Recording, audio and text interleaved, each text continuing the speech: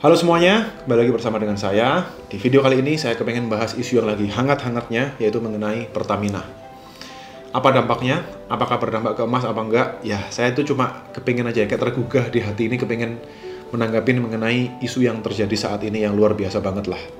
Jadi, semuanya udah tahu ya, saya nggak perlu menjelaskan masalah yang terjadi karena saya percaya kita semua ngalamin lah. Kalau yang pernah pakai Pertamina, yang beli Pertamax, mungkin saya bilang kita adalah salah satu orang yang ngalamin kasus ini. Dan yang terjadi setelah Pertamina ini ditemukan seperti itu oleh Kejagung, meskipun kasusnya masih bergulir, saya tuh coba iseng-iseng jalan di jalan raya gitu ya. Saya tuh ngelihat pom bensin Pertamina seperti apa, BP itu seperti apa. Di Surabaya kebetulan belum ada Vivo, jadi saya tuh ngelihatnya Pertamina, BP, sama Shell. Dan ketika saya lihat ke beberapa pom bensin ini, yang terjadi adalah seperti ini. Pertamina itu yang biasanya selalu antre, yang selalu rame, termasuk saya itu pelanggan setianya Pertamina, menjadi sepi seperti ini. Dan yang BP sama Shell menjadi seperti ini, diramenya seperti ini. Ini adalah sebuah dampak gitu ya, kehilangan kepercayaan dari masyarakat. Kalau saya pribadi nanggepinnya, terus terang, saya nggak tahu cara mengukurnya RON 90, 92, 95 seperti apa, dan saya nggak punya alat untuk mengukur itu. Tapi pelajaran atau hikmah yang pengen saya sampaikan di sini adalah betapa pentingnya kepercayaan itu. Betapa pentingnya ketika kita bekerja, kita tuh harus benar-benar menekankan namanya integritas tadi itu. Karena dengan kejadian Pertamina yang seperti ini, sampai nih contoh videonya juga Pak Ahok marah-marah seperti ini. Ini bukan beyond, ini ada tangan yang berkuasa ikut main kalau menurut saya gitu loh. Di Republik ini. Itu yang saya maksud, beyond Kalau urusan saya mau subholding beresin perusahaan. apa yang susah? Saya kasih contoh gini ya. Ini bisa jadi lebar kemana-mana kasusnya kok dibongkar. Saya senang banget ini. Ya. Nah, dengan video yang banyak beredar lah di luar sana tanggapan dari orang-orang yang ada yang menghujat, ada juga tapi dari pihak Pertamina itu menyangkal hal itu. Saya cuma mau nanggepin gini, apapun kondisinya nanti ya, apakah hukum memutuskan Pertamina itu salah apa enggak, publik itu udah hilang kepercayaan sama Pertamina. Dan kenapa kok sekarang Pertamina masih dibeli di luar-luar sana, itu karena jangkauannya yang paling luas. Contoh kayak di, misalnya ya, kayak kita dari Surabaya nih, saya mau ke Banyuwangi, di ujung timur, mau ke arah Bali gitu ya.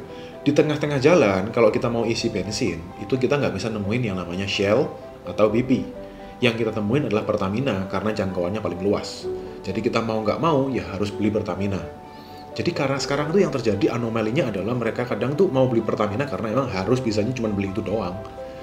Yang BP sama Shell itu belum ada di daerah-daerah mereka. Kedepannya seperti apa Pertamina ini sangat mengkhawatirkan sekali dengan kondisi ekonominya Indonesia saat ini.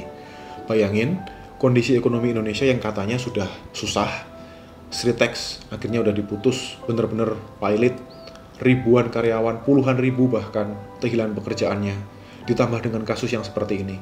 Saya cuman miris gitu ya.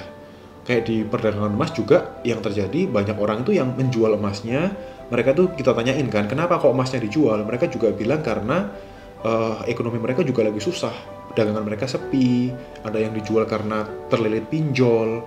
Dari ekonomi masyarakat yang kondisinya seperti itu aja, kita tuh udah seharusnya kayak iba, kita tuh harusnya itu kayak bener-bener dimanfaatin.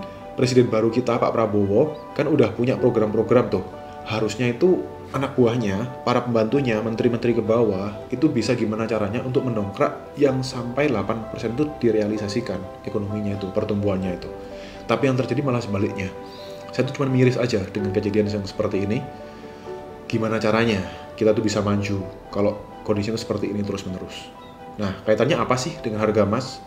Menurut saya, kaitan dengan harga emas atau untuk emas batangan atau perhiasan adalah ketika gonjang-ganjingnya ekonomi dunia, kondisi politik, dan juga ekonomi Indonesia yang juga gonjang-ganjing seperti ini, emas itu adalah salah satu aset yang paling stabil yang bisa kita pegang. Yang harganya itu cenderung naik daripada turun, yang juga bisa liquid, nggak akan termakan isu-isu apapun juga. Artinya, kalau sekarang kalian masih punya emas itu bisa menyelamatkan kita ketika kita itu dalam masa-masa susah. Jangan sampai emas itu kita jual kalau nggak terpaksa. Malah justru kalau saya pribadi, ketika saya punya uang pribadi gitu ya, pasti saya juga akan beli emas. Entah itu perhiasan atau batangan, terserah, itu preferensi kalian masing-masing. Tapi yang pasti, itu akan bisa menyelamatkan kita di saat kondisi itu sedang nggak stabil. So kedepannya saya berharap aja sih supaya Pertamina ini bisa menjadi contoh dan jangan sampai ada kasus yang sebesar ini terjadi lagi di negara kita tercinta Indonesia ini. Thank you for watching this video. See you on the next video.